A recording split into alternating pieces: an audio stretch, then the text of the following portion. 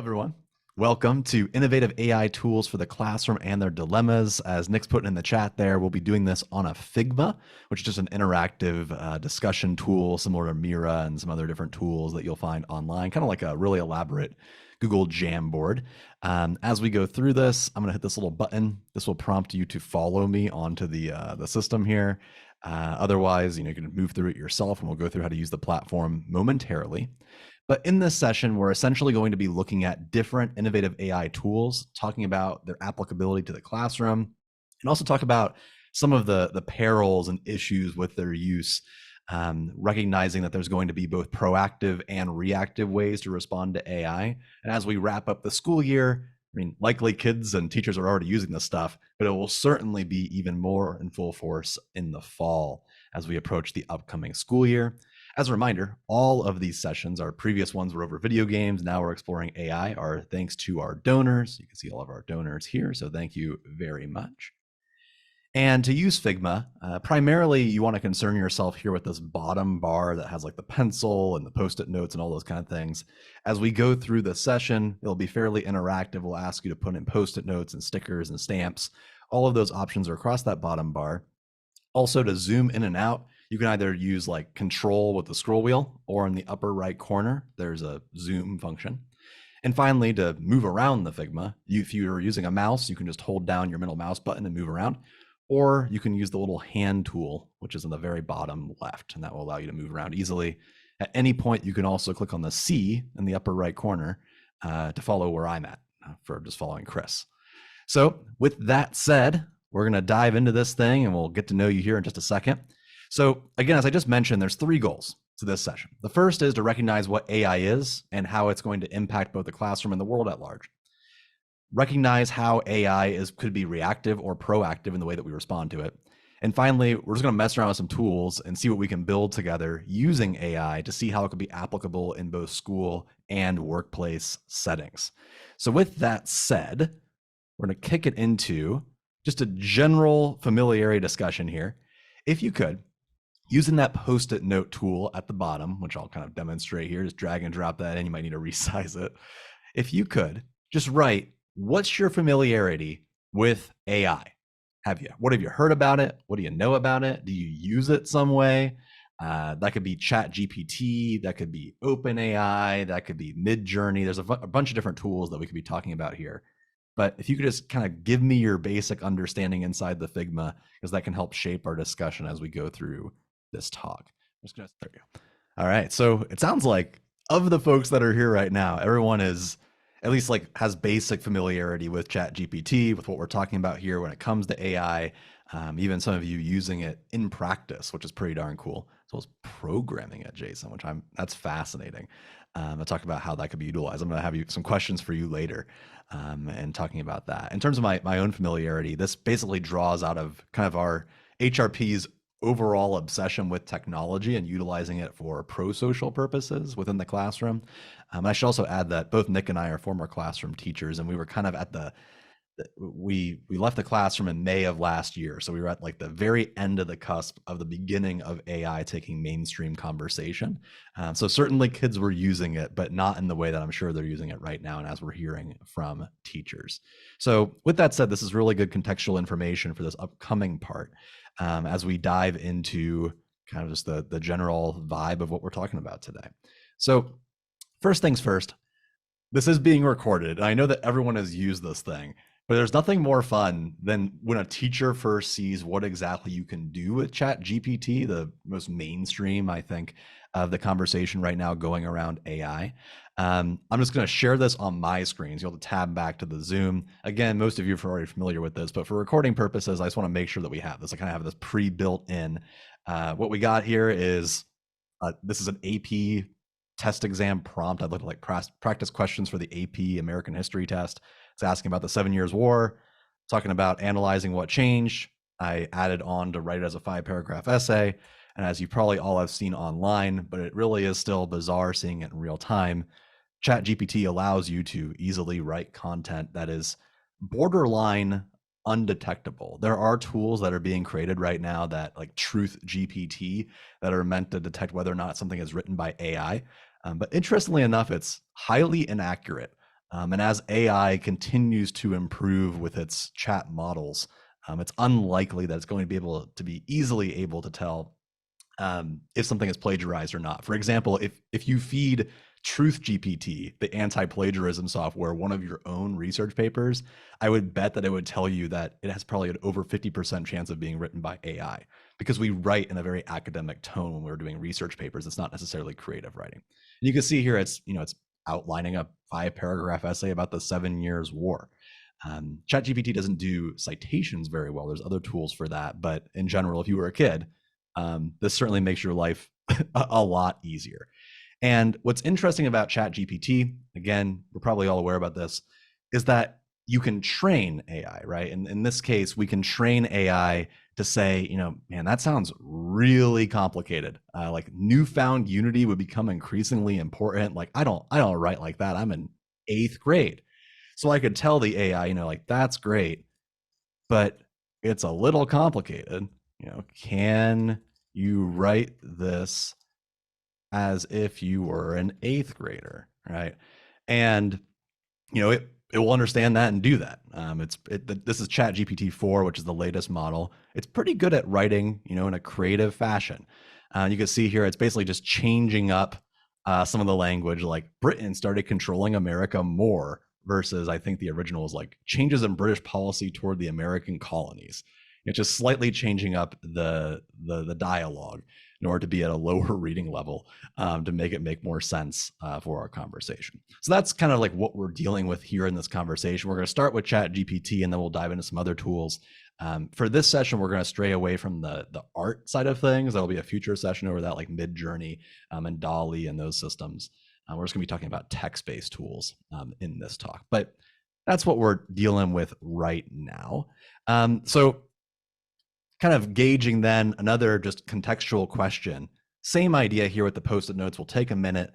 I'm curious, if you work for a school or organization that has a policy about ChatGPT, is there one, and what is it? And if no one's like really even talking about it, put that in there too.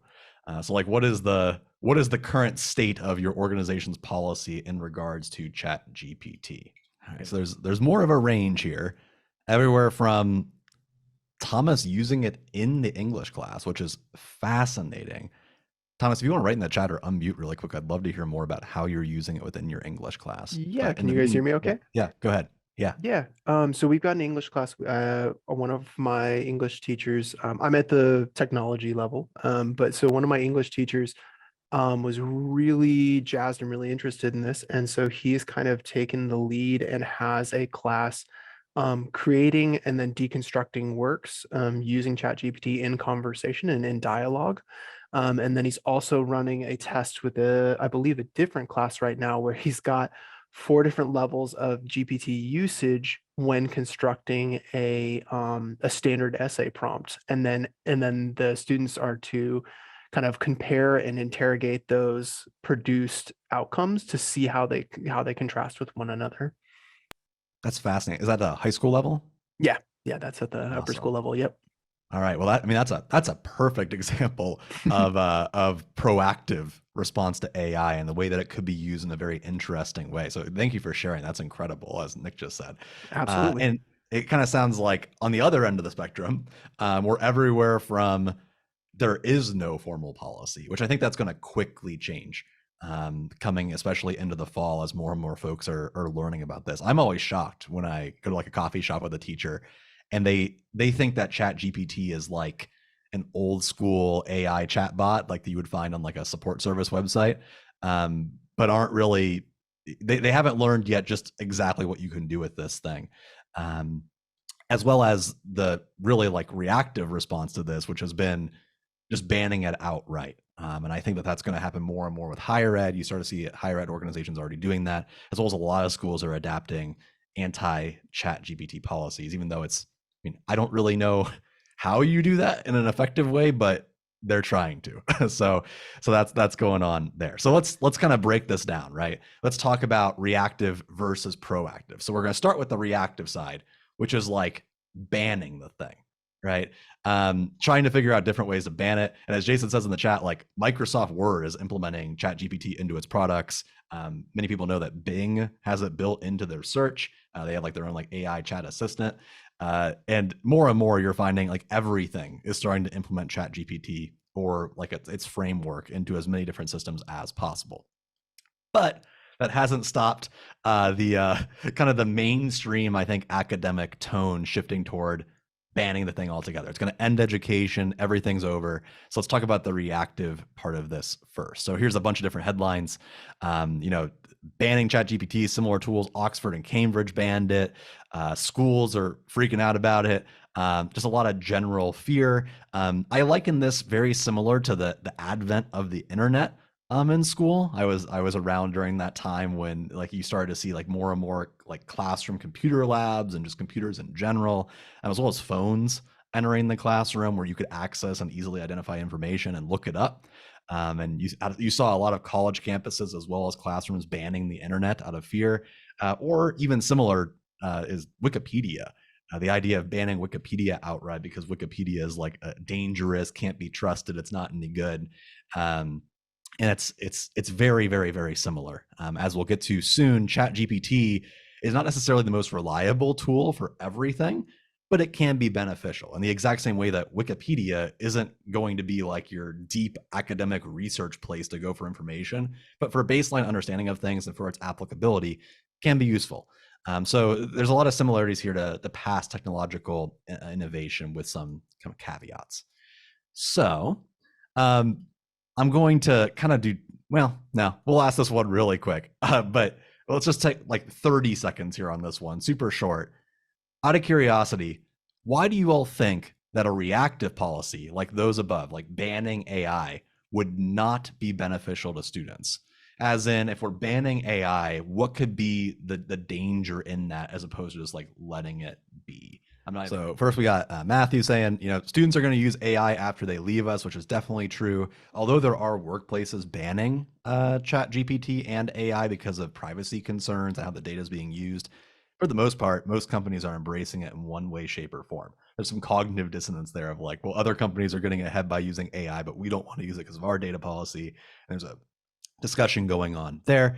Randy says it's a new literacy for sure. It's a different type of thing than what we're used to. It's search on steroids. It works in a lot of different way. And it's presupposes a non-existent world without AI in it, which in my opinion is very similar to a lot of things that we're doing right now in the classroom, where we're intentionally pulling the wool over our eyes to innovations that are happening in the world around us. But that's not the way school is done. So therefore, we're going to keep those things isolated from each other. Nick says that there's also the idea of spotting and understanding mis and disinformation on the internet. As we'll get to shortly, one of the dangers of AI is that it makes it very easy to do deep fakes, to spread misinformation in ways that we've never seen before.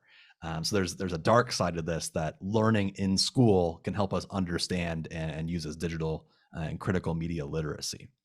So kind of putting this on a spectrum, I've seen coverage of ChatGPT and other AI tools on a spectrum from glorified chatbot, like it's no different than those things. Like if you, my recent experience with United Airlines, for example, not allowing me to redirect my flight, having to use one of these tools and click through it until I finally got to an agent and it's just all pre-programmed.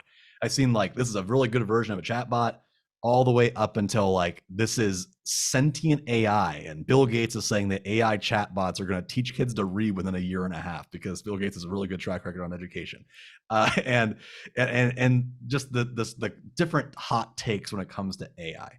Personally, based off of what Nick and I had seen, I'm kind of leaning towards like a 30% up on this chart. If I were to put a stamp, I think that I'm like right about like here-ish on what this thing is. That doesn't mean that it's not going to improve over time. I think that in the coming years, I think we're going to see this go further and further up the spectrum. But it's not that ChatGPT is like this omniscient presence that's going to redefine how people like live their daily lives because it's going to answer all of their questions for them. However, that doesn't mean that it's a glorified chatbot either. It does some really interesting things that we've never seen before, and we're kind of living through that revolution of a lot of organizations implementing it into their software to the extent that HRP uses it as well. So it's useful. It's not a game changer for everything, but I think in the coming years, you'll see it be more and more implemented and more useful. And I think arguably, if we're talking about a classroom setting and kind of like what this means for traditional education, this thing moves up real quick because it could do most tasks that you'll see within a traditional academic classroom. So this is kind of more for the world, but kind of like traditional classroom, that's moving up that chart. So it sounds like we're all on the exact same page when it comes to reactive versus proactive. So let's move over to like how we actually use this thing ethically and what it means to use this.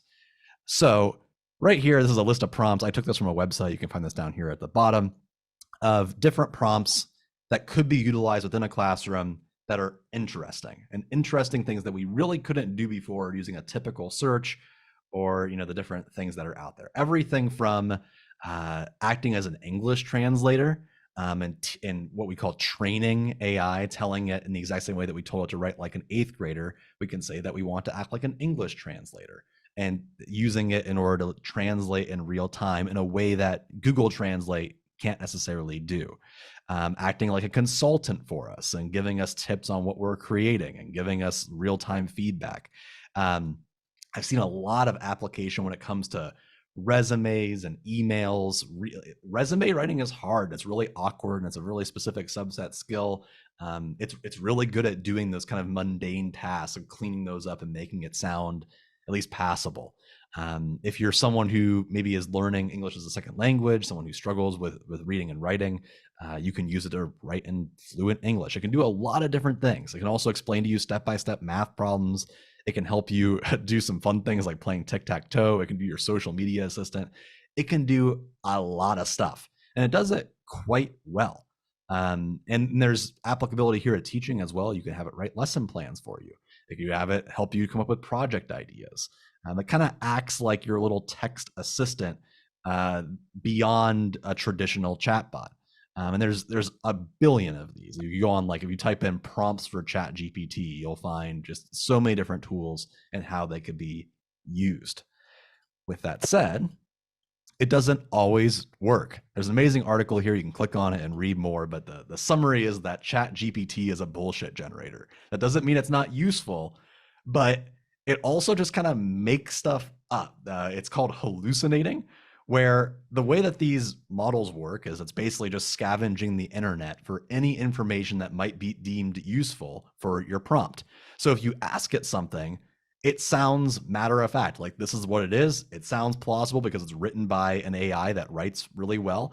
But sometimes it's not right. It will scavenge social media posts. It will go on Reddit and find information. And a lot of times that information is just plain old inaccurate, or it's really basic, or it's like, it's getting into this like seedy territory, as I'll show in a later slide. It will take like racist opinions, sexist opinions, and place it as fact.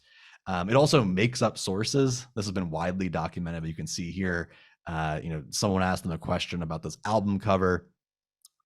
They asked them what the source is. None of these sources are real.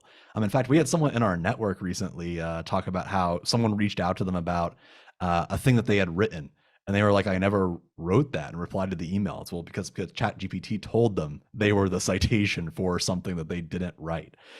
So there's a potential here for misinformation if we're not teaching kids and recognizing what this means, this hallucination element, in the exact same way that if we're talking about Wikipedia, we wouldn't look at Wikipedia as a source. We use the citation as our source. Look at the citation of what it says.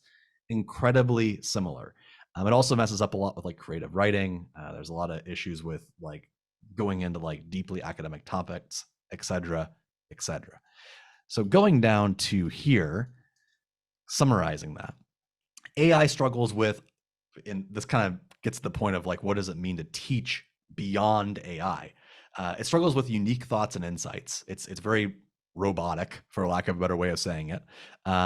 It doesn't do well with expression and emotion. It doesn't sound authentic. Everything that you type into ChatGPT, even if you tell it to sound creative, just sounds fake. Like it sounds too structured in a way that humans don't typically write. It's too organized, the same exact line of thinking. and there's that hallucination issue.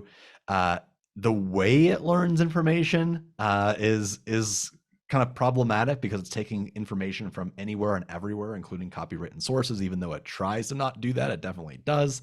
It also has a cutoff point, so new information that's just being put out online is not found on ChatGPT, even though sometimes it will pretend like it knows that information. And there's also some questions of how it's ethically sourced and how it's utilized, which again, we're going to talk about here in just a moment. But with that information said to you, again, just kind of crowdsourcing here the knowledge. What then are the dangers of not using AI in the classroom, given that information that we just said? It's the exact same question that we asked before, but now that we have kind of that added context. And then on the right side, based off what we just said and also what you've been doing in your own practice, what applications could there be in using AI with all of that said? What like first comes to mind in your own classroom or in school? All right. Feel free to finish up your thoughts as I start summarizing these. But again, thanks for all these. These are great. So again, Nick is kind of getting back into that exact same idea we were saying before, which is school is a place where you get to learn how to do things and make mistakes and recognize how certain things can be utilized in different ways, both for good and for bad. And when you're able to talk about AI in school, you can actually learn about the ethics of it, what it means to use it. And the fact of the matter is that, as Randy's alluding to, it's real life. People are going to be using AI. It's not going to go anywhere. The AI is only going to get better in the exact same way that the internet only got more complicated as time went on. And being able to utilize and talk about it within school gives you the wherewithal to navigate it. And as Matthew says, people are going to lose jobs of the people that understand how to use AI because it gives you a leg up on other people. Everything from being able to quickly write a cover letter to actually get the job in the first place, to being able to automate a lot of portions of the job that aren't that fun. In a use case scenario for our organization, we use AI to help us write grants. It doesn't write the entire grant, but it can summarize a lot of information very quickly in a way that saves hours and hours worth of time, which in a traditional job setting could realistically be someone's like part-time or even full-time job. So being able to understand how to use these things gives you a leg up within our system. With that said, too, in terms of applications and using it within the classroom, Nick says, being able to have students explore voice and writing and what gives an author voice, how that could be explored and how that could be exploited by AI tools, which is fascinating in and of itself.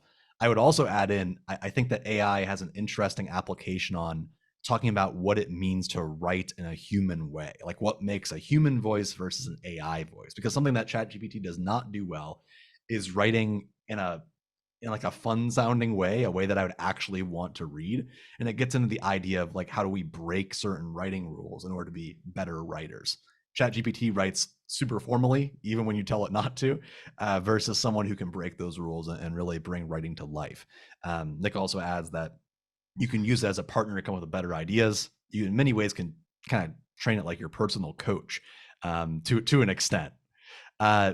Randy says asking better questions, both in terms of it will give you better answers and more dialogue, but you could literally ask it what are better questions on this idea, and it would probably give those to you. And taking away, again, the grunt work. Another use case scenario we use a lot for summaries. So if we're writing like a resource or something, we can just feed it the entire resource and say, hey, can you summarize this in 3 sentences? I have a hard time doing that. And ChatGPT can kind of pump something out that sounds pretty darn good and get rid of the mundane nature of those tasks. And finally, Matthew with a really interesting one. It says he has psych majors use AI to write blogs about journal articles to try to get them to get the information behind the paywall, which is that's so cool. Super rebellious, but I love that concept of being able to use it. And we'll actually be talking about a research tool here in just a second beyond ChatGPT that might be of interest to you. So yeah, I mean, there's a million different applications that you could utilize with this. And what's nice is it's not like an additional ed tech tool. I feel like a lot of these examples of prompts up here are all examples of different ed tech tools that are all on different platforms that are all trying to feed something, but they've never really caught on because they're too siloed from each other. Whereas if you teach kids how to use ChatGPT again in an ethical way, you're able to kind of boost your capacity to meet these different objectives in a way that you couldn't before. It's not going to take over the role of teacher. It's not going to like become the teacher in the room, but it can serve as a sidekick in some of these ideas that might have been difficult before. So let's kind of talk about the bad for a second. Let's talk about the dilemmas and talk about and take and pause here to ensure that we understand the issues, because it's not all sunshine and roses. The first thing is that there's a serious concern with the fact that a lot of, if not most of this information is copyright. It's plagiarism. The way that ChatGPT, as well as other AI tools, operate is they scan websites, they gather information, and they use that in order to kind of supplement their platform. Now, if you ask ChatGPT for plagiarized information, it will give you like a warning that says like, hey, we're not allowed to do that because it's not proprietary. But it still knows that information exists, and it still knows that information is stored. You can kind of trick it to giving you exactly what it is that you want. For example, we did a video recently where I wanted to include, I had a lot of fun making Seinfeld scripts with the ChatGPT mechanism. They're pretty funny. And I realized the last time I went on ChatGPT, it wouldn't let me. It said that Seinfeld's copywritten. So instead, I just trained ChatGPT to pretend to be writing a show called Scheinfeld, which is just like Seinfeld, but with just spelled differently. And it still gave me the exact answer I was looking for, just replace the names of everyone with an H inside of it. So there's serious copyright infringement going on here. And perhaps more problematic is how your own data is being used. The data that you put into ChatGPT and most other AI tools becomes the property of ChatGPT, in the sense that it can use your answers and your data to supplement other things happening within the neural network. And that becomes more problematic when we recognize that OpenAI, the company that creates the software, is restricting its data, and it's rumored to be selling its company to Microsoft as well as to some other companies because it's evaluated at billions upon billions of dollars. So there's kind of that corporate mindset of who's controlling your data, how's it being used. And I know that at many points, most people skip past the terms of service, but when we start getting into these other issues, that it becomes even more problematic. One is the bias in AI and technology in general. If we think about how technology has been used to police people, to censor people, to kind of hide certain information and show certain information, it's historically been something that's been very racist, sexist, ableist, etc. If you haven't had a chance to check out More Than a Glitch by Meredith Broussard, this just came out a couple of months ago. She dives into not only AI, but just technology in general, the structural issues here. I'm going to be talking about her in the next slide as well. The way that this data is sourced, again, can lead to problematic takes. The data is also inaccurate, so you still have to know what you're talking about. And there's a potential there for post-truth information and nefarious use of this. I can pretend to write like someone. I can pretend like my information is fact. I could not know any better and ask it a question, get like a semi-racist or outright racist response and believe that's the case and reinforce my worldview or perhaps even change it. We still have to know what we're doing. It's not going to replace human beings when it comes to knowledge generation. And unlike a Google search, where we know where the information is coming from, like as in even though Google is messing with SEO and you're not really always getting the best first result, I at least have the opportunity to know who's writing the information. I know the author, I know the legitimacy of the website. ChatGPT and other AI tools like it don't have that safeguard. It's kind of like it is ChatGPT. I would just have to know more information in order to figure out whether or not that information is true. That to me is borderline the most important concept behind all of this, which is you have a lot of kids that are going to be using ChatGPT, that are going to be typing in stuff, and you don't know what they're learning, and you don't know how serious they're taking it. And that could lead to a lot of issues down the road as kids just kind of take it for what it is, and it becomes to kind of dominate us as opposed to us using technology in an ethical way.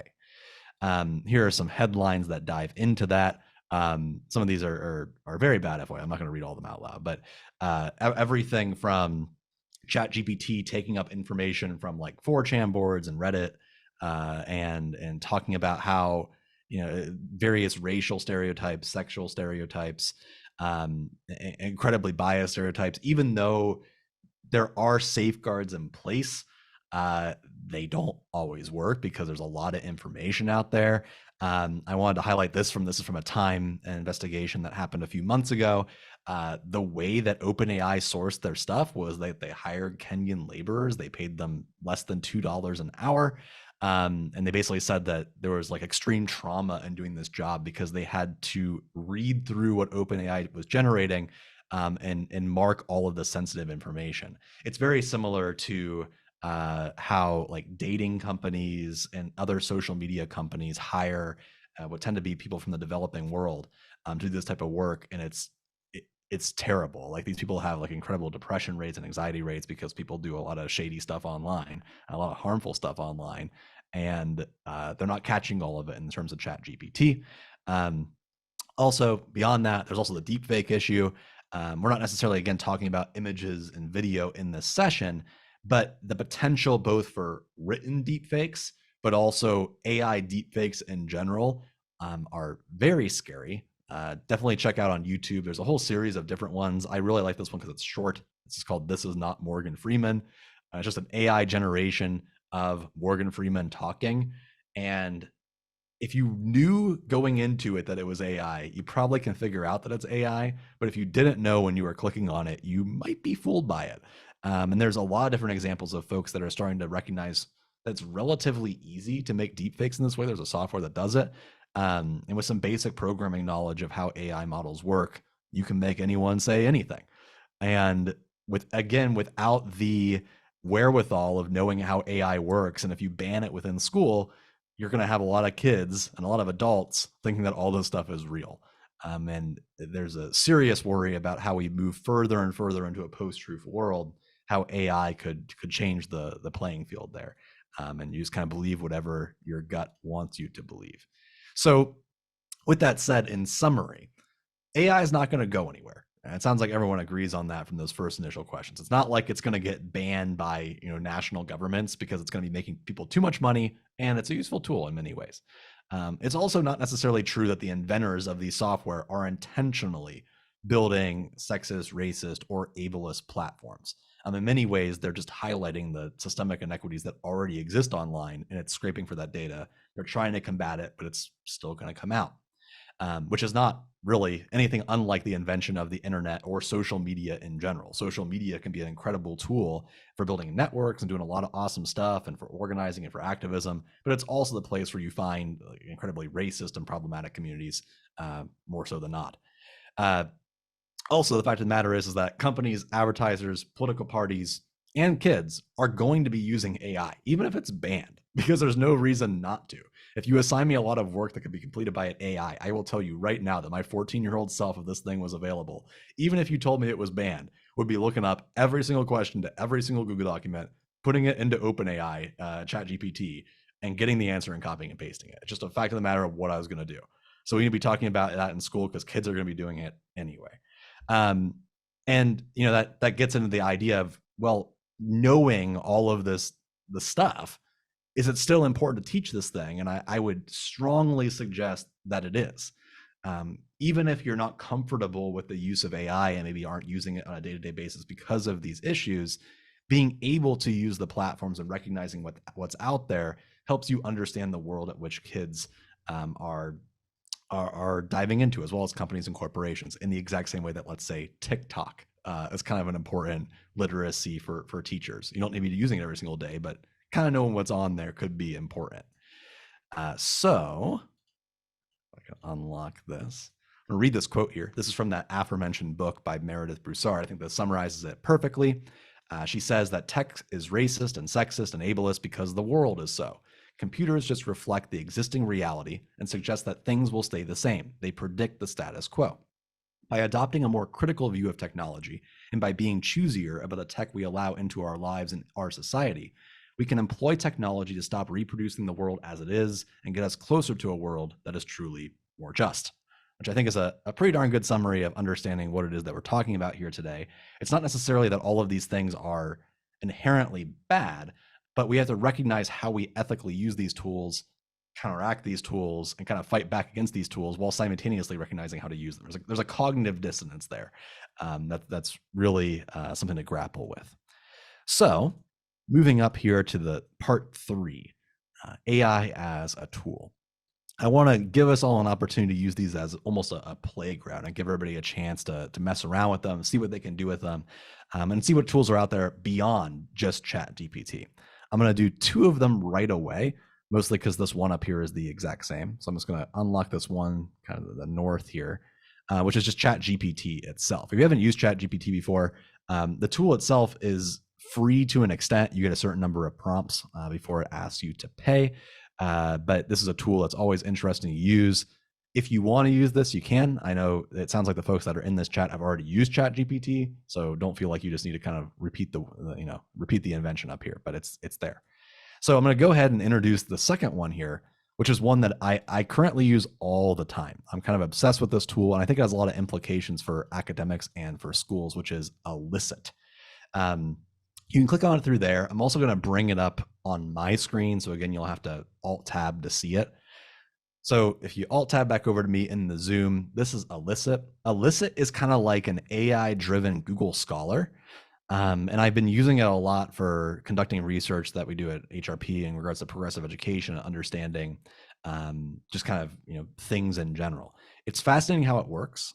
For example, if I ask it, let's ask a research question about maybe like self-determination theory. So like, what are the implications of self-directed learning on reading? I don't know.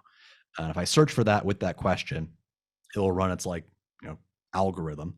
And what's interesting about this is, first off, it'll give me, the typical Google Scholar stuff. So there's a bunch of articles with like, if it has a PDF, the DOI, all that kind of stuff. But then it also takes the added liberty of summarizing the abstract over here on the right. It does its best to do so. So I know at a glance, what the overall idea is. And even cooler is over here on the left, it shows me, I think, can I extend this? No, that hides it. I can't make it any bigger.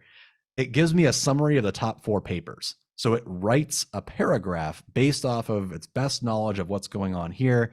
And it says, the papers suggest that self-directed learning has a positive impact on reading comprehension. And it summarizes what the different authors found, where they found that information from.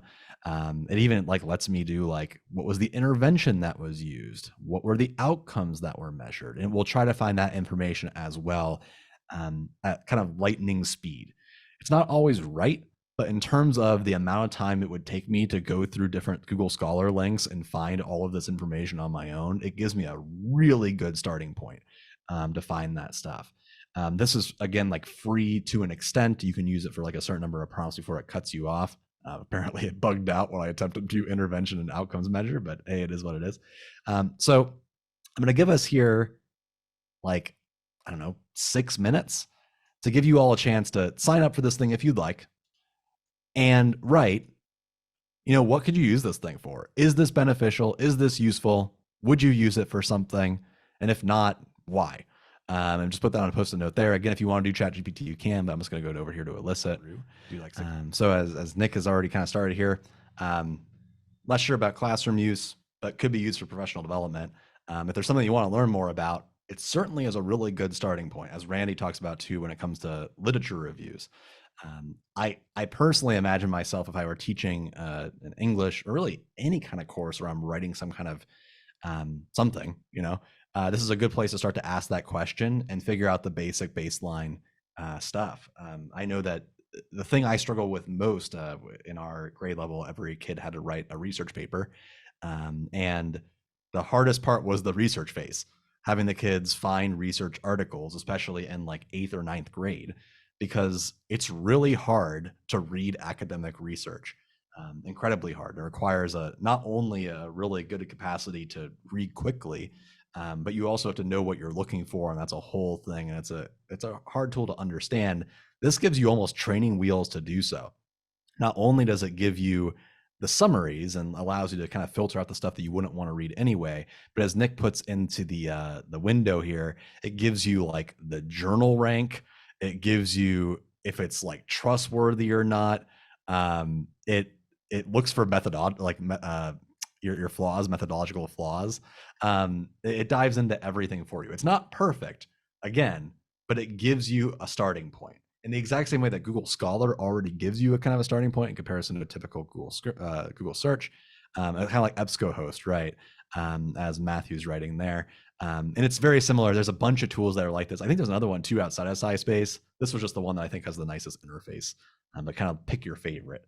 But there's a bunch of these tools that exist regarding research. I think this is one of the kind of slam dunk tools. And I think there's a lot of different ways you could use this in a school, especially because it's free, at least starting off. So start there. Any other thoughts, feel free to add them. But let's go ahead and dive down to this one. I try to pick 3 very different examples of AI tools. So this next one, the kind of terribly titled Murph platform. I don't really know what they were thinking with that one, but Murph.ai looks like this. I'm going to tab to it again over on my screen so you can see it. You'll have to answer a few questions when you start. You get 10 minutes for free, not super generous.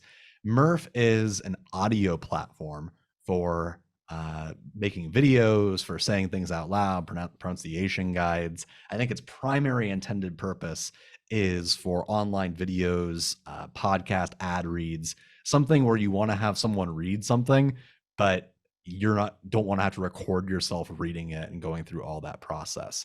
So it's pretty impressive. Not only does it have the capacity for you to choose a lot of different voices on here, and you can see a lot of these like require the pro account to export, and I don't have a pro account, but I think I can still play them. So I'm going to choose Ken here because Ken looks like a pretty cool guy. I think it will let me. Yeah. And I can have it, say whatever I want. I can say like hello, like Figma chat, and you're probably not gonna be able to hear it, I'm realizing, because I don't know if it will play it. Let's see if it actually allows me to turn it up so you can hear it. Maybe it generated it. Hello Figma chat. Sounds like it. Yeah, there you go. There's hello Figma chat from Ken. Or maybe I could have Lucas say it. Do I need to regenerate it? Yeah, there it goes. Lucas is gonna have a different voice. Hello Figma chat. There it is. I like Lucas more. So again, same exact idea here, and there's a bunch of stuff. You can add media into this thing, so that way you could have the images placed side by side and export the entire video together. There's a voice changer. You could import an entire script, and it will like do the different people. So if you have like a script where like it has like Lucas as one person and George as another person, it will allow you to ping pong between them and play out the whole thing. But as we dive into this one, Nick says, there's interesting one-off applications. Again, figuring out creating content with it. I think there's a lot of applications, especially for younger kids. Like if you wrote like stories or scripts, like in a creative writing class, you could actually have them be acted out. As someone who used to teach digital media, you could say like, well, just have them record into their laptop or have them, record on a mic. That's a lot more complicated than this is. And not all the time do you want to teach kids how to do audio engineering stuff and mixing stuff. That's a separate tool, and I think it's useful. But sometimes you just want to get to the actual product and see what kids make. So I think there's a space here to utilize this kind of stuff for creative writing and creative use, as well as Nick is talking about here, using it for social media. There's a lot of folks that really don't care that it doesn't sound completely authentic, because the speed at which and the cost at which you can produce content in this way is rapid. And it'd be interesting to explore, like, how does your voice differ from that of an AI in the exact same way that this is like a literal voice versus the voice of writing, and how it sounds when you read something versus write something versus read AI. Someone else says, the same person actually, Nick, also says, there's an automation lens here of, that voice acting careers is already kind of a hard career to get into. Sadly, it's historically underpaid and not valued. Well, what happens as AI improves and that people's voices are sampled, and what does that mean, and what are we going to need to do to adapt voice acting to make it sound even more authentic, or will it? Matthew says, ask the kids too. I'm sure that if you showed a group of kids this thing, kids would go nuts. Like, I'm positive that if you showed a group of kids this, they would figure out something to do with it right away, and they would have a lot of fun with it. And in a way get them to become better writers because they're going to figure out cool ways to write stuff into this thing, as well as use like the voice changer, the media creation, etc. People have been using different media tools for sharing information for years. In ed tech, I think there's a similar idea here with a specific application to social media. So last one here, again, just going a couple minutes over and then we'll wrap up, is this platform called Anyword. I wanted to throw one on here that was really aimed at specifically businesses. Not necessarily a classroom tool, but it lends credence to that idea of kids need to understand that stuff because they're going to be using it within the real world. So again, I'm showing it here on my screen on the separate tab on what this looks like. This one's kind of annoying. It's going to ask you like a little survey at the beginning in order to register. For time purposes, feel free to mess around with this one, but I'm not going to ask you how it could be used, at least not after using it. The way this one works is it allows you to, let's say, generate prompts for social media, which is its primary purpose. I could say like write, 5 tweets about promoting an online event about artificial intelligence in classrooms, right? And then generate it, which ChatGPT can already do this, and which is what this is structured after. So ChatGPT will already make, your tweets. What's cool about this one that works a little bit differently than the other platforms is that with the platform, I can also figure out like how it's going to be utilized in different types of ad listings. So I can have it make things for like Google search ads, for Facebook ads, and it will optimize based off of the type of thing that I'm looking for, because there's a different way that you want to write content for Instagram versus writing it for Twitter. So for example, if I go on to ads here and I go down to, there's Twitter, there's LinkedIn simul image ad. I can also have it like figure out like, okay, well, the product is going to be like an artificial intelligence class. Copy and won't let me copy and paste it. It figures. Pretend I wrote it here. Pretend this is something about AI. All right. Generate it for a broad audience. We'll see if it lets me do it and how much it does. And here it is, like the power of AI. It gives me a score detail on like how good this one is apparently, and versus like other breakdowns. Zoom is not letting me click on it. Cool. And then it gives me this breakdown here. So like, who does this appeal to? It appeals to younger people. The tone of voice is more masculine. The emotion is urgency. So there are currently like brand people, marketing people right now using these tools to figure out, well, I want to appeal specifically to like the 34 or 35 to 44 age demographic, primarily women. I want it to be a happy vibe. I don't know. And this AI tool is helping to detect emotion in writing, which in and of itself is very interesting. So in terms of how these tools are being used, again, like this is a business tool, and a lot of businesses are signed up to use it because they recognize that, hey, like I want to figure out how I can best, reach the audience that I'm looking for, and AI is allowing me to do that. So because we're passing up on time here, again, I just want to put that on your radar so that way we have it there. And I want to thank you for joining us. There's going to be more sessions about AI in different ways, shape and forms, as well as other tools that you can use and what this means in class, as well as specific lesson examples coming up. If you could do us a huge favor, I'm gonna put this in the chat. If you're watching this on YouTube, it'll also be in the show notes. There's a little feedback form there. If you could let us know what you thought about this session, what went well, what could be improved, other things that we should be looking at, that's always beneficial. But again, thanks for joining us. This Figma will be available after the presentation, so you'll be able to keep accessing it. And yeah, don't forget, we have a conference coming up. Thanks, Nick. If you're interested, it's not necessarily an AI conference, but there's themes of it in there. Conference to Restore Humanity, Breaking the Doom Loop is on July 24th to 27th. Definitely check that out. You can just access it via our website. There's a giant link at the top at humanrestorationproject.org. So again, thanks everybody. Appreciate you being here. Hope you enjoyed it. And let's restore humanity together.